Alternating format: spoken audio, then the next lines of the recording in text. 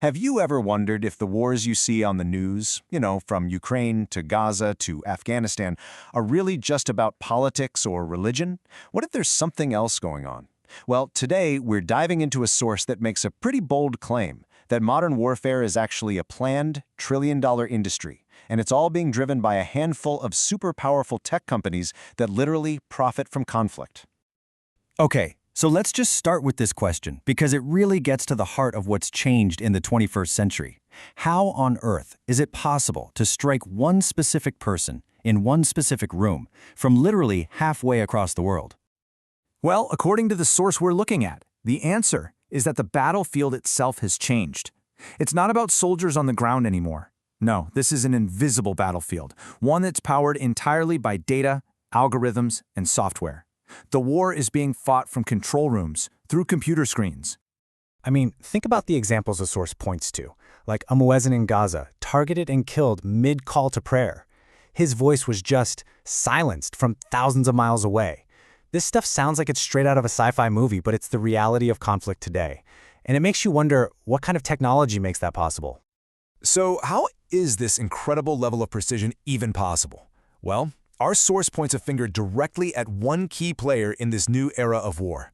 It's a super secretive and really powerful tech company that provides the AI backbone for these exact kinds of operations.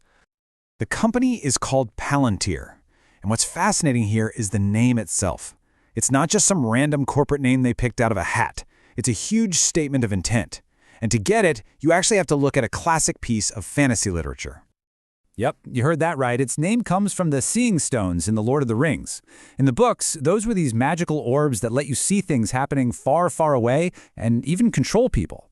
So the name itself is symbolic. It's basically telling you the company's goal, to see everything everywhere, and to control events from a distance using a global surveillance network. It's all about total information dominance. And this right here gives you a sense of just how deep their reach is.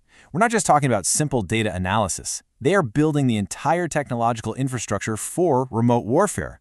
Their AI goes through just oceans of data, satellite images, drone feeds, private communications, all to pinpoint a single person.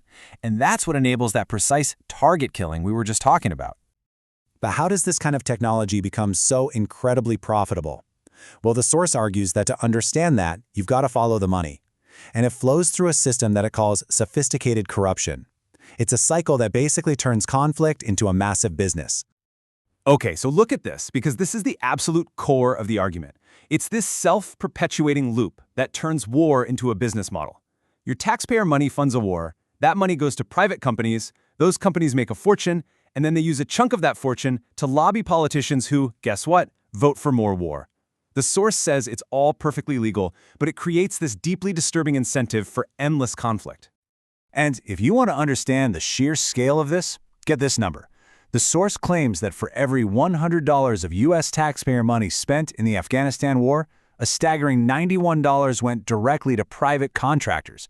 Not to the people of Afghanistan, not to infrastructure, to private companies. That's the scale of this business. So you have to ask, who are the people behind a company like Palantir?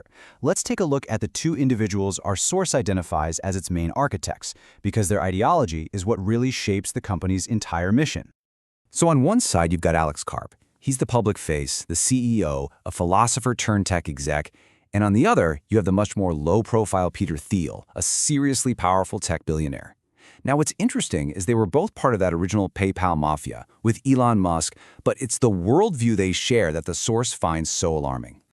Now, our source highlights this really shocking statement attributed to CEO Alex Karp to illustrate a certain mindset. It points to this belief that American military and economic power is a gift to the world, and that aggressive action, even what the source calls genocide, is justified for some kind of perceived greater good. And then you've got Thiel. His ideology, as the source describes it, is even more extreme. He apparently believes the world has gotten too soft, too afraid of risk, and that a huge conflict, he even uses words like Armageddon, is actually necessary to kickstart technological progress and secure absolute American dominance. It's a worldview where war isn't the last resort. It's a tool to create a new world order.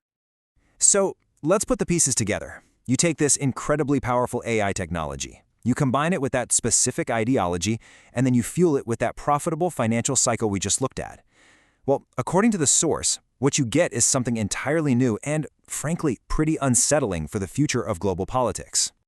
This is a really powerful analogy. The British East India Company, right? It was a private corporation that acted like a country. It had its own army, colonized nations, all for profit. The source is suggesting that Palantir is the modern, high-tech version of that, a private tech company with the power to dominate other nations for financial gain. And this, right here, is really the ultimate takeaway from the source material. It's the idea that this fusion of AI, surveillance, and big money has completely transformed what war even is. It's not just a geopolitical thing anymore. It's an efficient, highly profitable business where killing is done with the click of a mouse, and the profits are paid out on Wall Street. And that leaves us all with one final and pretty crucial question to think about. If the system that's built for perpetual conflict is more profitable than peace, what incentive is there to ever stop? Something to think about. Thanks for joining this explainer.